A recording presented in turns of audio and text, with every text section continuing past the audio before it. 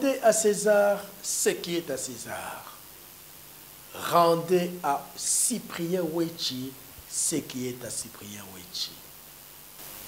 Lelo naye kosala appel na bandeko na ngai ya Grand Kasai. Ngai naza muswahili na bino. Tout comme mon confrère Jean-Marie Kassamba aza muluba ya baswahili. Mais nazo mona neti bandeko na ngai ya Grand Kasai bamona ngai kaka mutu moko ya chanana. Ngai naza mutu moko ya chanana te. Je suis un héros dans l'ombre. Yango na yeko senga secours na bandeko na ngai ya Grand Kasai et surtout ba petit na nga juif noir petit na nga.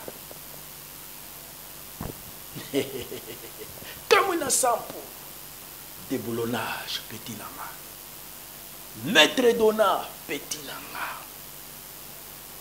Et sans oublier Biselele Dino, moi na ya vrai professeur, pas ba professeur te, ba vrai professeur. Moi na ngai Pati Chiombo, na batu nyonso nazo senga bino,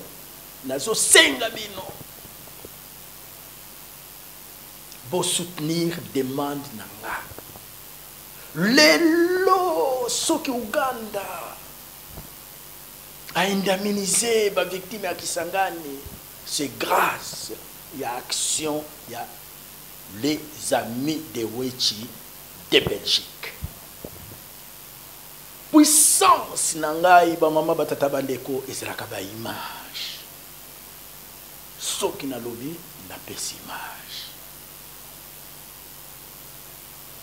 Bolanda reportage ya Cyprien Wechi nasala yango kala. Lokuta monene oya kanisaka kongo ekokweya waya. Lelo nakolakisa mokili mobimba ke komba oyo bozo mene e banda na ndako ya les amis de Wechi. C'était le 9 juin 2000. Guerre ezala Kisangani entre Barwandais na Baougandais. De vendredi, le 9 juin 2000, na bengi bat na siège social ya les amis de Wechi. Na ebisi bango, il faut tout manifester pour sensibiliser la communauté internationale. C'est inadmissible. Des armées étrangères, baye kobunda na kati ya mboka na biso. Ndeto kutanaki na siège social et les amis de Wechi. Et lelo na koyebisa bino ba cofondateur ya komba oyo. Blague à part. Ngai moko Cyprien Wechi vivien na bango. Na benga ki ba petit na ngai. Na bengi Zacle. Malgré que afinga kangai a petit na ngai a parler bato oyo bayebi histoire ya Belgique bayebi ke Zacle asa petit na ngai a parler. Zacle aye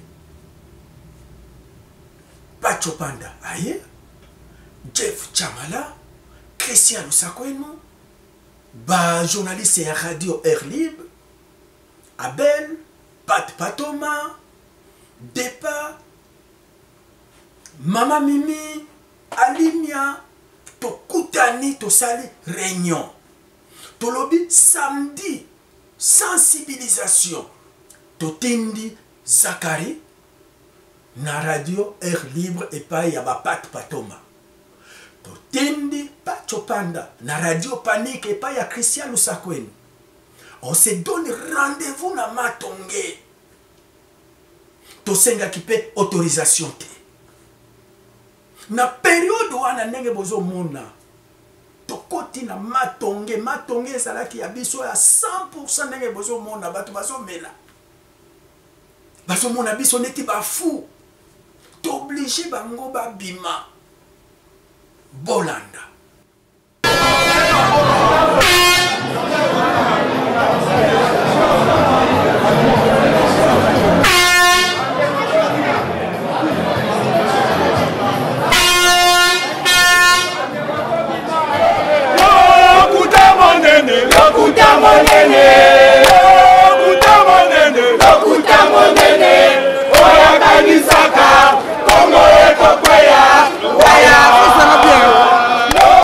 lelo bato ebele bakomi kofinga ngai Cyprien Wechi na période wana il fallait kosala batract bacongolais ebele bazalaki na baordinateur te ngai nakendeki kozwa baordinateur na commune d'Ixelles 15 ordinateurs naye kotia yango na matonge ezalaki accès gratuit et baordinateur wana ebandaki koede bana na biso pour l'encadrement ya bana na biso okomona mama aye na bana na ye ake ko déposer bango na les amis de Wechi bana ba osakana na ordinateur ye ake ko sala ba course na ye et puis azongi aye kozwa bana bakei lelo ba association lokola ba les amis de Wechi ezali susu na matonge te yango ozomona ba mama na bana moya ko ya matonge ezate Kagame assassin on complice Kagame assassin on complice nasukaki wana te nasukaki wana te à partir ya le 10 juin 2000 nakitaki nakisangani bolanda. Alain, dis-nous tout. Où va-t-on maintenant? On va en Afrique? On reste à Bruxelles? Eh bien, Chouna, nous le rendons directement en Afrique centrale, en République démocratique du Congo, où il y a 1 an déjà, la guerre sévissait dans la ville de Kisangani. 2 pays voisins, le Rwanda et l'Ouganda, s'y affrontaient. Notre équipe s'est rendue sur place il y a quelques jours. Nous avons pu constater de graves dégâts matériels et une population très affaiblie. C'est un reportage de Cyprien Wechi. Kisangani conserve les séquelles des batailles qui ont opposé les armées rwandaises et ougandaises. Après le retour au calme, la population bouyomaise témoigne de son quotidien. Comme vous le voyez, toutes nos maisons sont criblées de balles. On a perdu nos maris et tous nos effets personnels, nos enfants, tous nos biens. Il y a eu beaucoup de morts. Nous sommes vraiment dans la souffrance. Nos maisons sointent, nous dormons dans des conditions difficiles. Quand la guerre s'est achevée, l'État a promis qu'il nous dédommagerait. Si on a perdu un être cher, l'État nous donnera une maison en guise d'indemnité. Mais jusqu'à présent, rien n'est fait. Après ces images, Alain, quel est ton sentiment par rapport à la situation à Kisangani? La situation à Kisangani, comme tout le monde a pu le constater, est très grave. Il y a de nombreux dégâts matériels, beaucoup de femmes sont veuves, beaucoup d'enfants sont déplacés. La grande question que nous posons, c'est qui va indemniser ces victimes? Les civils sont toujours les grands perdants quand il y a un conflit armé. Oui, la question posée, celle du préjudice, préjudice aux familles de Kisangani, parce que Kisangani, le spectacle auquel on assiste aujourd'hui, c'est des murs aux impacts de balles, c'est des enfants qui dorment à la belle étoile, si on peut parler de belle étoile dans ce genre de circonstances, sans compter qu'à Kisangani, l'on sait que le climat est équatorial et qu'il pleut pendant toute l'année, alors imaginez de vivre dans ces conditions avec les murs qui sointent, c'est un véritable problème. Alors nous allons tout de suite nous connecter avec Kito Isimba, qui est notre reporter, qui est allé se renseigner quant à la situation et quant aux réparations qui pourraient être octroyées aux familles des victimes de la guerre à Kisangani. Oui, en effet, Chouna, les dommages sont importants. Pour rappel, ils sont dus à la guerre qui a eu lieu entre l'armée ougandaise et l'armée rwandaise sur le sol congolais. Maintenant, quant à savoir si les habitants de Kisangani peuvent obtenir des réparations, c'est une question à laquelle il est difficile de répondre car elle relève du droit international et surtout c'est le flou en ce qui concerne les instances à saisir. Alors je suis à l'ULB afin de poser cette même question à un expert qui lui pourra nous apporter quelques explications. Oui, c'est tout à fait imaginable, du moins sur le plan théorique. normalement, lorsqu'il existe un conflit entre deux États et que des personnes sont des victimes de ce conflit, et qu'il y a des torts de la part d'une des parties, normalement, la partie belligérante qui a commis des faits qui sont contraires au droit, doit, comme pour n'importe quelle faute, comme pour n'importe quel crime, si en plus la faute apparaît comme un crime, cette partie doit en principe réparer les dommages qu'elle a causés. Et donc c'est parfaitement imaginable, sur le plan des principes, que les victimes des conflits armés qui ont opposé l'Ouganda et le Rwanda d'une part, au Congo d'autre part, sachant que la présence de l'Ouganda et du Rwanda au Congo est certainement illicite, puisque même si au départ il y avait des torts de la part du Congo dans la mesure où les forces rwandaises sont entrées au Congo pour mettre fin à l'appui que les bandes armées, les Interamwe, les anciennes forces rwandaises trouvaient sur le territoire congolais. C'était pour mettre fin à cela que les forces armées rwandaises ont dû entrer sur le territoire congolais. Et donc, de ce point de vue-là, il y avait une certaine légitimité au début. Mais à la fin, le maintien de la présence rwandaise ne se justifiait plus. Les Nations Unies, à diverses reprises, ont demandé que le territoire congolais soit évacué par les forces étrangères. Et en refusant de se soumettre aux décisions des Nations Unies de se retirer, les forces étrangères qui sont restées sur ce territoire et qui ont continué à mener les combats ont effectivement causé un certain nombre de dommages, dont des personnes privées, pas seulement le Congo, mais des particuliers ont également été victimes, et théoriquement, ils peuvent en demander réparation. Quelles sont les instances qui peuvent être saisies ? Hélas, les instances ne sont pas extrêmement nombreuses.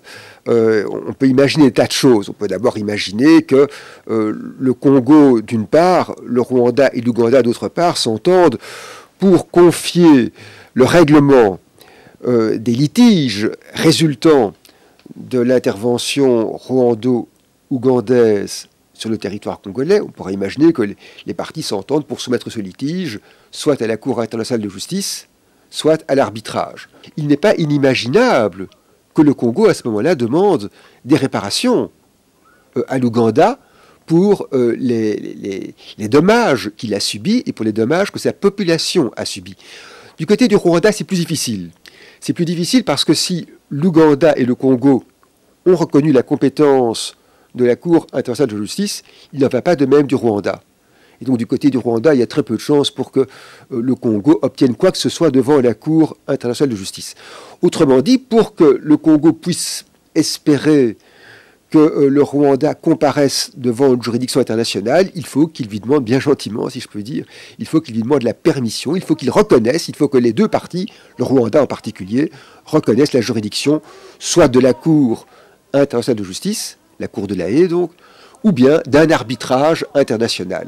Il y a peu de chances, bien sûr, que le Rwanda accepte jamais ce genre de choses. Bouti Kolanda, professeur ya ILB, Eric David. Yende apesa kibiso ba piste. Dossier oyo, tomemaki yango na ambassade. Toke ko expliquer ambassadeur. Ambassadeur a vu dossier oyo, a confié avocat et ambassade à l'époque, Maître Moma, Ndeba Kitaki na Kin, gouvernement ya Kinshasa à l'époque, Bapesaki fait vert, Nde Bamenaki action na Cour internationale. Lelo ba indemnisé, bandeko na biso ya Kisangani, quand même, nazo senga. Ba image oyo eleka na ba chaîne nyonso ba yeba ke mutu oyo abandaki na action oyo eza les amis de Wechi ya ngo nazo senga bandeko la ngai ya Grand Kasai parce que ngai qu'on le veuille ou pas naza muswahili oyo ya bino mais bon néglige kangaya muluba oyo ba swahili Jean-Marie Kassa ba swahili bazo soigner. Ce n'est pas grave, mais na sengi bino. Bilo nyonso, bo soutenir dossier oyo. Semaine prochaine, na kokende pa ya ministre de la Justice, kola ki sa dossier oyo, ke biso ba les amis de Weshinde to bandaki yango.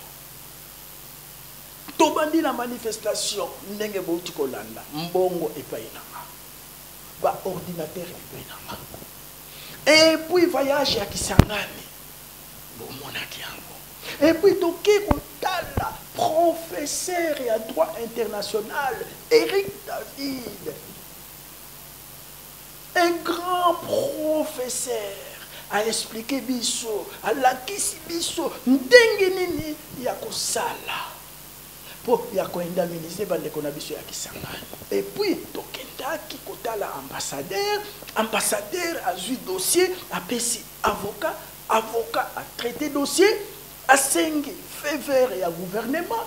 À l'époque gouvernement et pas ça qui est fait vert les lots bandeko na biso baza indemnisé nazo senga na gouvernement na biso ba cofondateur ya combat ndenge bozo mona to expliquer bino les petits nanga il est kanangé a petit nanga propre Zachary cofondateur il faut aller à la télévision a sa témoignage Jeff Chamala, Shuna Loponda, Pacho Panda, namonaki mutu moko neti Moses.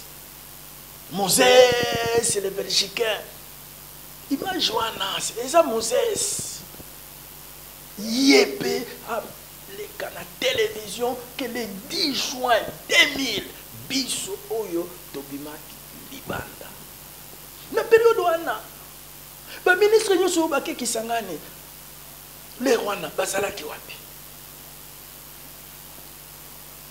Ba combattant oyo lelo bakomi ko finga wechi kolabo. Bazalaki wapi. Ba combattant oya kilelo bazalaki wapi.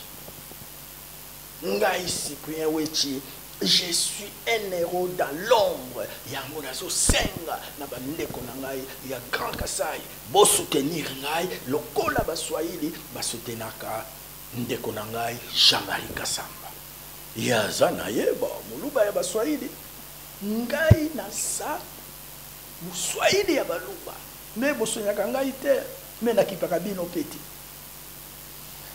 Makambo ya mikolo oyo veste il faut evanda juif noir 007 Tcha Bolanda ba image il y a le 10 juin 2000.